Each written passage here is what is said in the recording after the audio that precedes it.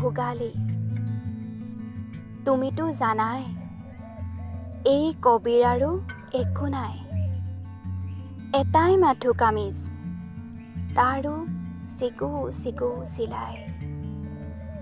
প্ৰেম নিশ্চয় এনেকুৱাই, আৱৰণ খুলি হৃদয় জোৰাই। আইৰ অসুখ, মোৰ আইৰ অসুখ, তেজৰ ধাৰত হাড়ৰ আহত বিষ।